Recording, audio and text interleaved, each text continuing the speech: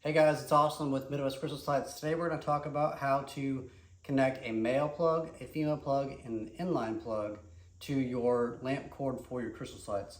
And by lamp cord, we're talking about this stuff right here. So the materials we'll need are obviously your lamp cord, you'll need a female plug, a male plug, and then you'll need a set of cutters. I like these. They're a Crescent brand, precision cutters. Purchase them at Home Depot.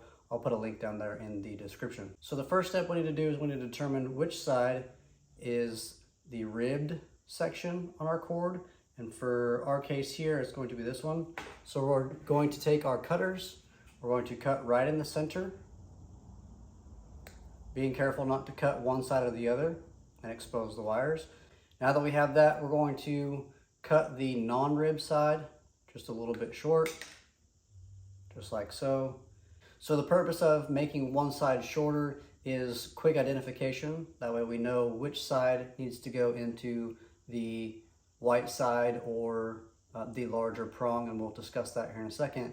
Another benefit to cutting these shorter is when if water were to make its way into the plug, it has a little bit less of a chance to short out because this one's shorter than this one and they're not sitting together, okay?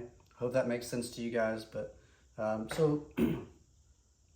so the next thing we'll need is going to be our male plug. And if you look at your male plug, you're going to see that one prong is bigger than the other, and it also says white on it. So that's going to be our white side, obviously. Good thing about Gilbert plugs, this is a Gilbert male plug here. Most of the time, the side that is printed with their information is also the side that you're going to place the rib side. At this point, we need to determine which side our ribbed portion on our wire needs to go into our plug. So if you look down at your plug, you're going to see two little vampire plugs. They should be opposite of each other. We're going to figure out which one is above the white prong, like we determined earlier, and we're going to put the ribbed side on the white prong. In this case, it's on the right side for me. Now you'll also see a little small box at the very top of this where the closed end is. We're going to insert the end of our cable into that box, just like this, okay?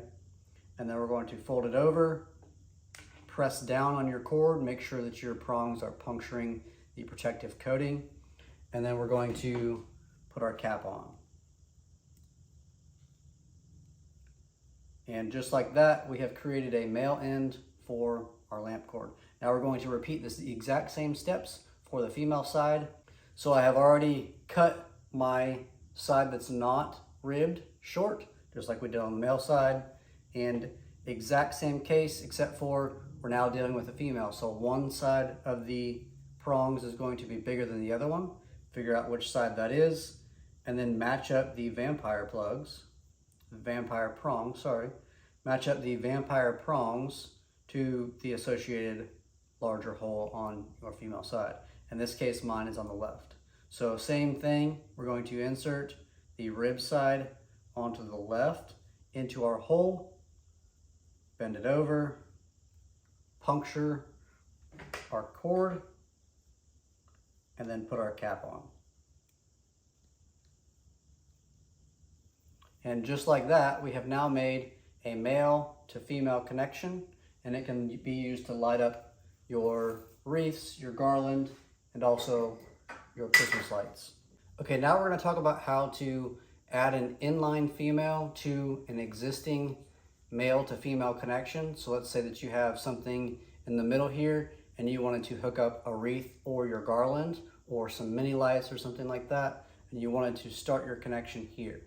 What you'll need is an inline female that is compatible to be inline. What I mean by compatible is you will see here where there is a little tab that I can break out. So this side is naturally open. Okay, I hope you can see that. This side is naturally open, and then this side can be broken out with a simple set of pliers. So we're just going to take out that little piece, and now we have an inline female. Okay, so same thing as our males and our females. We're going to figure out which side is the larger hole. and then determine which prong belongs to the larger hole. So in this case, I have the larger hole on the top here, which means my prong for that hole is on the right side. Now I need to associate the ribbed portion with the right side. So I have the ribbed portion together, same as before. We're going to puncture our cord, and then we're going to put on our cap. Now sometimes these are a little bit hard to put on. You can use the end of your pliers to persuade it. Okay, just like that. So now you have an inline plug, and I can go ahead and plug in this wreath if I wanted to. So this would be connected to your power, and then you have an inline plug. Now you can take a set of lights.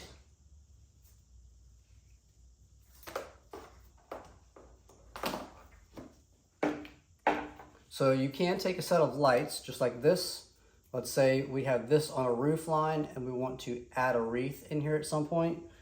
We can add a female in the center of this, or here, or wherever you want, to make sure that you get the power, okay? When you're doing this, you want to make sure that your power for your actual lights are off before you puncture into any of this. So that wraps up our video today, guys. I appreciate you watching. If you have other questions, please let me know. I will try to answer them. If you found this video helpful, please give me the thumbs up and click the bell for future notifications for any videos that we may post.